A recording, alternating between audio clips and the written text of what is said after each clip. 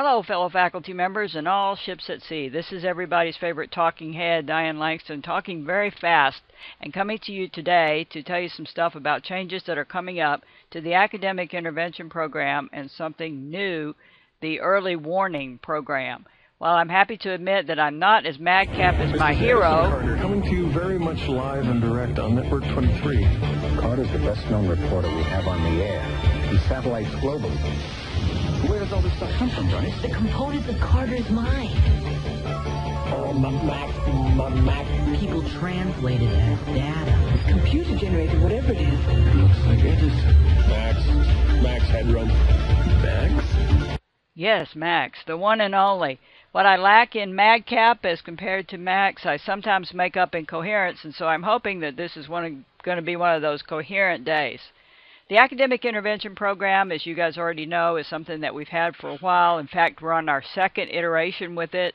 The idea is that students who get on to academic warning or probation are assigned to a faculty member who reaches out to contact that student.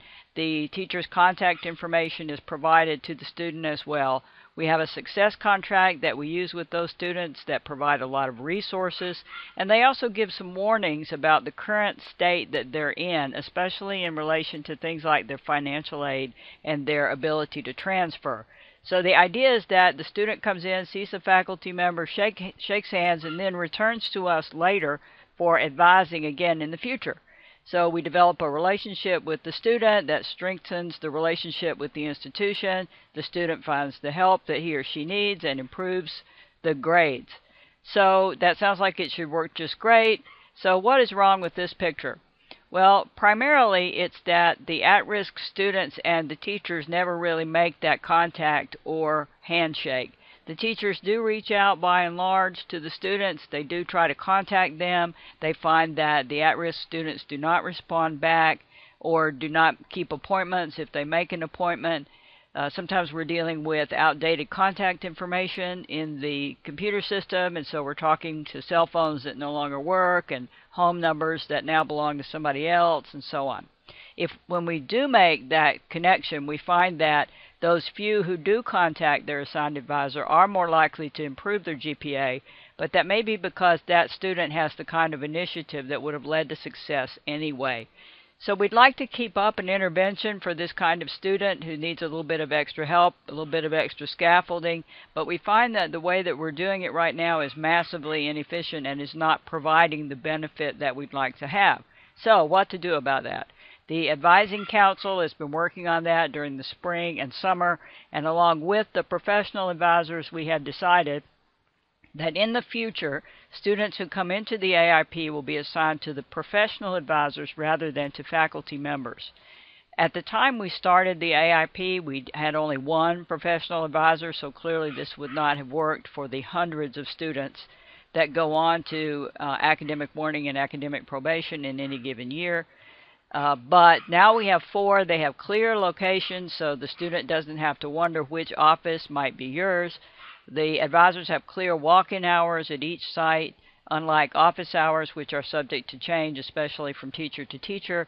The advisors have some existing relationships with some of these students who have already come in for advising in the past, and they have contact with the other GHC folks at the site, such as financial aid, to facilitate the relationship that needs to develop to facilitate getting that person over to someone who can provide some important information.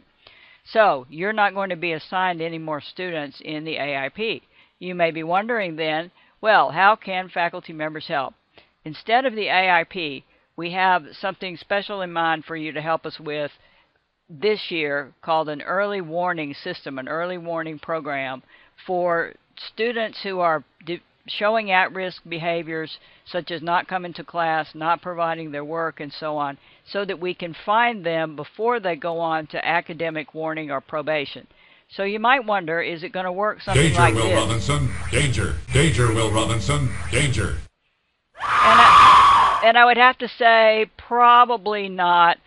We did look to a number of articles to get ideas. We found this one in particular to be a succinct rendering of at one college's efforts to explain the high rate of Fs that they had in particular areas. So they researched what were the behaviors that were leading to these F grades. They found out there were a lot of things that folks who wanted to intervene could find out a lot earlier than after the students had already made Fs.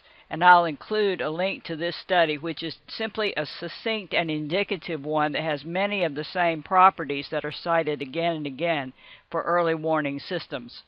So, that being the case, we have put 4 elements into our early alert system or early warning system here at Georgia Highlands.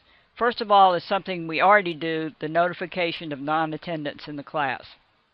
The second thing is something called evidence of course pursuit, which I'll explain a bit in a moment. It's something completely new.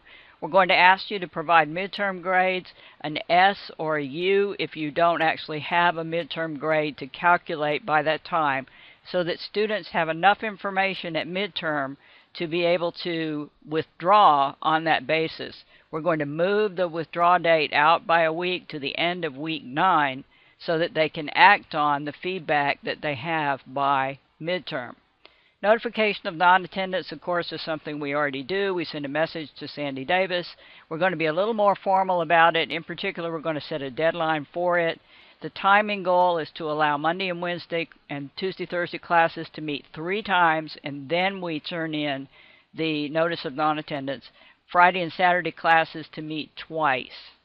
Evidence of course pursuit simply means that students are doing things to pursue the course. They're completing assignments, they're attending class, they're doing homework.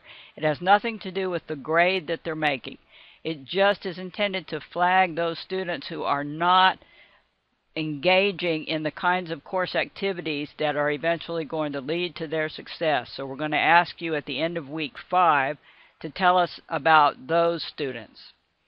We're going to ask for midterm grades. As I said, it can be a U or an S if you don't have enough grades to calculate at midterm. It must be provided by the actual midterm date, because the withdraw date, last date to withdraw with a W, is being moved to the end of week 9 as opposed to the midterm date at the end of week 8, so that students can find out their class status in time to withdraw. So let's recap the timing, in particular for this fall. The report of non-attendance will be due on August 29th. The indicator of evidence of course pursuit will be due on September 23rd, which is the same date as the 10-week midterm, so it's the end of week 5. Midterm grades, at least S or U, but a real grade, if you have it, will be due October 11th, and then the last date to withdraw with a W will be October 20th, just after the end of week 9. Now for some nitty-gritty details.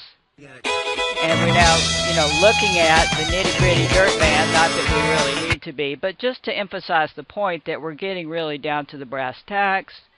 We'll make these reports using the midterm grade field and score. You'll get a reminder when it's time to enter the following codes, and these codes will all be selectable off a drop-down. NA or AT for not attending or attending. NP for not pursuing the course, or PC for pursuing the course. That would come at the end of week 5. Then at midterm, an S, a U, or a grade. Now, what are we going to do with these reports when we get them? Well, let me say first that what's shown on this slide is just the minimum that we're going to do. Since everyone will have access to these reports in Banner, we may find that some people, such as the site directors, may want to intervene in a different way. They may want to add an intervention above and beyond the ones that we have here as our minimum. For students who are not attending, they get the NA, then they'll be withdrawn from the course. That's what we already do now. If they're in learning support courses, they may be withdrawn from credit level classes as well. That's true now. The academic success and e-learning divisions stay in touch with those students because we're in constant contact with the registrar when learning support students are reported for non-attendance. A student who gets an NP at the end of the 5th week, for those students a letter will be generated giving contacts at each site urging him or her to seek assistance. The midterm grade, grade of U or F, will result in a letter suggesting that the student see an advisor. It's also an opportunity for you, the faculty member, to speak with struggling students and send them to a contact for possible schedule change. So the upshot is we want to keep the academic intervention program for those students who've already hit warning or probation and could use some extra help, and add an early warning program for those students whose behaviors early in the term are indicating that they may be on their way to trouble. Further discussion of all of this will occur at the faculty meeting, of course, but this is a way of getting it out to you before the faculty meeting so that you can think about it and talk it over. Please do so with your chair and your colleagues, and send along other ideas if you have them. Thanks a lot. Bye.